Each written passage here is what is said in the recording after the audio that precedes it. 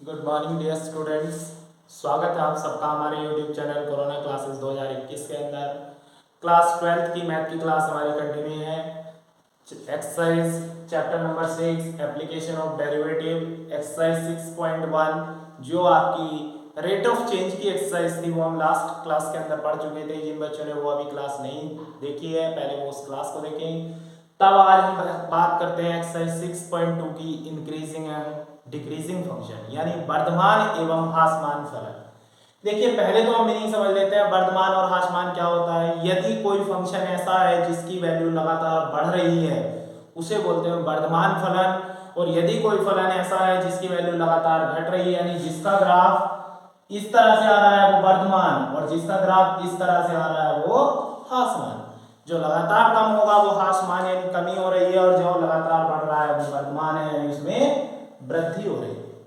बात करते हैं हम एक्सरसाइज की, इसमें काम करना कैसे है। आपका सबसे पहला क्वेश्चन दिया हुआ है, सिद्ध कीजिए r पर fx बराबर दिया हुआ है 3x + 17। आपसे कहता है सिद्ध कीजिए यह एक वर्धमान फलन है प्रत्येक रियल नंबर के लिए। तो वर्धमान फलन दिखाने के लिए आपको ध्यान रखना है यदि आपका ऐसा है f डैश x जो है वो ग्रेटर देन 0 है तो समझ लीजिए फलन कैसा है, वर्धमान। f डैश का मतलब अवकलन है और यदि इसका अवकलन लेस देन 0 है तो आप समझ लेंगे ये क्या है, ह्रासमान। दो बातें हैं, अगर अवकलन 0 से बड़ा तो वर्धमान, अवकलन 0 से छोटा तो ह्रासमान।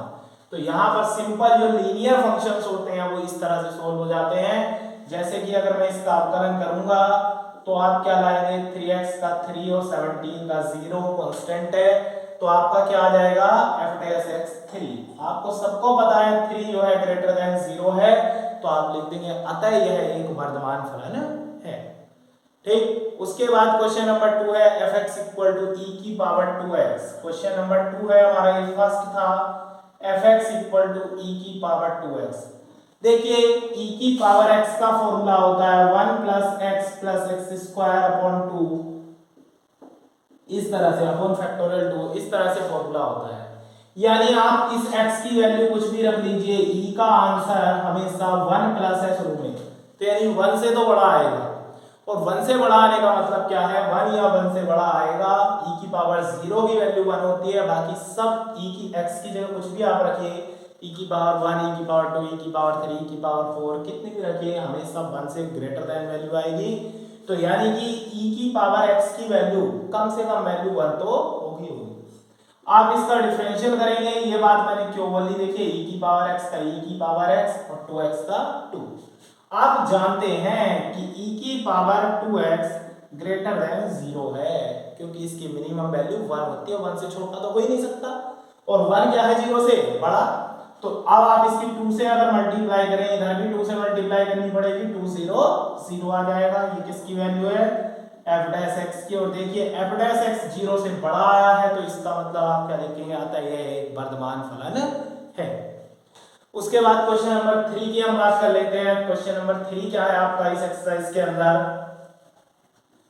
क्वेश्चन नंबर 3 है fx equal to sin x आपको दिया हुआ है, fx इक्वल टू दिया हुआ है sin x। तीन अंतराल दिए हुए हैं, फर्स्ट सेकंड थर्ड पार्ट डाल के।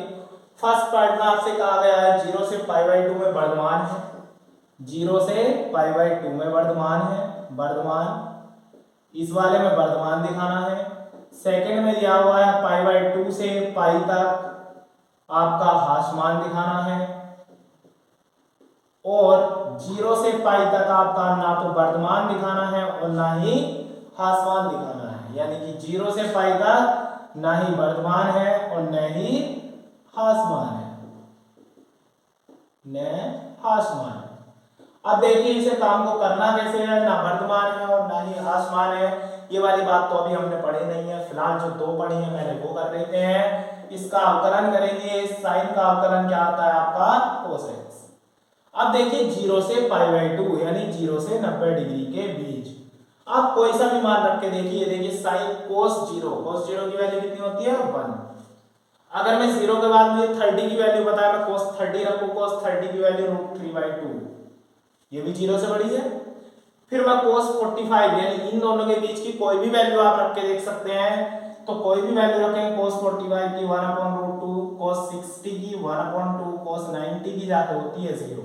यानी कि यहाँ तक 90 तो इंक्लूड है ही नहीं, इसमें कौन सा वाला इंटरवल है ध्यान रखेंगे। तो आपको देखना है यानी कि 0 से 90 के बीच में हमेशा ये फंक्शन क्या रहता है, ग्रेटर देन 0, सारी वैल्यू 0 से बड़ी है।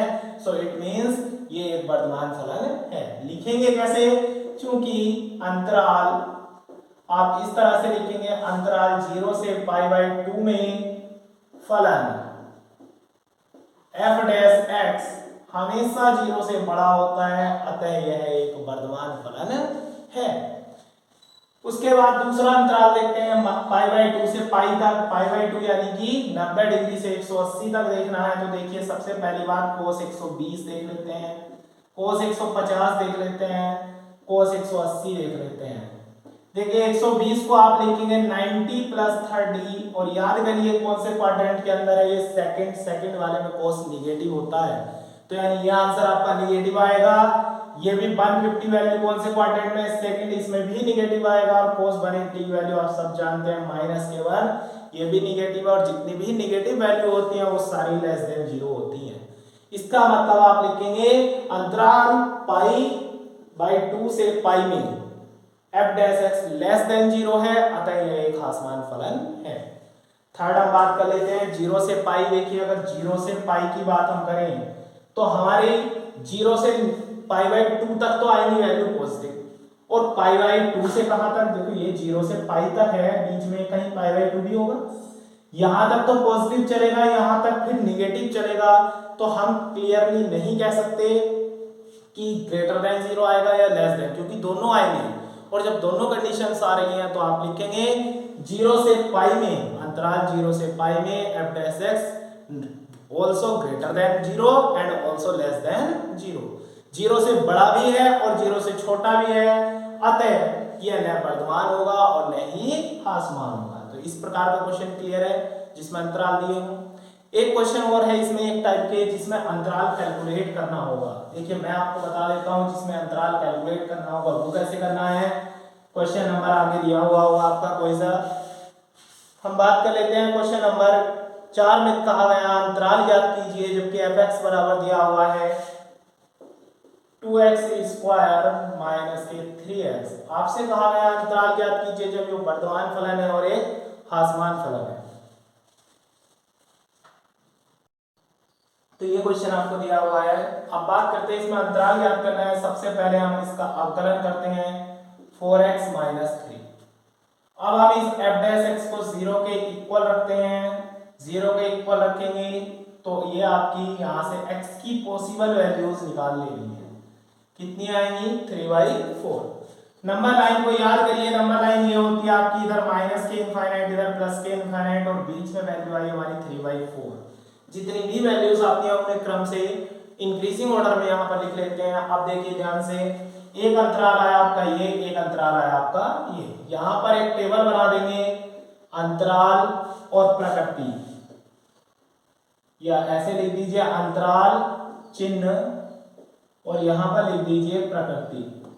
ये टेबल आप जनरेट करेंगे। इस टेबल के अंदर आपको क्या देखना है ध्यान से, देखिए अंतराल क्या है, माइनस के अनंत से 3/4, ये आया 3/4 और दूसरा आया 3/4 से अनंत। दोनों अंतराल लिख दिए। लिखने के बाद आप f डैश x को अपने नोट कर लीजिए कहां पर है।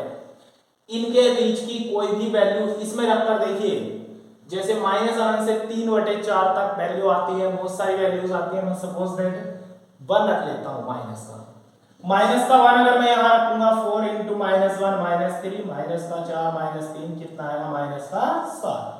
यानी वैल्यू कैसी आई निगेटिव, तो चिन्ह कैसा हो गया माइनस। फिर उसके बाद प्रकृति कैसी हो जाएगी, अगर माइनस आया है तो हासमान और प्लस आया है तो वर्धमान। ठीक इसी प्रकार हम इन दोनों के बीच की वैल्यू इस f डैश x में रख के देखते हैं। तो f डैश x में इन दोनों के बीच की वैल्यू, जैसे सपोज दैट प्लस का 1 रखा तो 4 × 1 -3 यानी 4 - 3 1 आएगा। कैसा आया ये पॉजिटिव, और पॉजिटिव आया है तो ये क्या होगा वर्धमान। तो इस प्रकार हम कह सकते हैं फर्स्ट और सेकंड पार्ट दोनों यहीं पर हुए हैं इंक्लूड। जब भी अंतराल कैलकुलेट करने होंगे पहले एक बार आप कलन करेंगे, फिर उसे 0 के इक्वल रखेंगे और 0 के इक्वल रख के x की वैल्यूज फाइंड करेंगे, फिर अंतराल लिखेंगे नंबर लाइन पर, ये टेबल जनरेट करेंगे, नेगेटिव आया तो हास मान, पॉजिटिव आया तो वर्धमान, और यदि दोनों इंक्लूड होते हैं नेगेटिव पॉजिटिव तो आप क्या बोलेंगे, ना वर्धमान ना ही हास मान। इस प्रकार इस एक्सरसाइज के क्वेश्चंस आपको कंप्लीट करने हैं। किसी को यदि कोई क्वेश्चन में कोई प्रॉब्लम आती है तो मुझे कमेंट बॉक्स में कमेंट करेगा। और देखिए, जिन बच्चों ने अभी तक हमारे चैनल को सब्सक्राइब नहीं किया, हमारे चैनल को सब्सक्राइब करें, वीडियो को लाइक करें, शेयर करें। Thank you, have a nice day.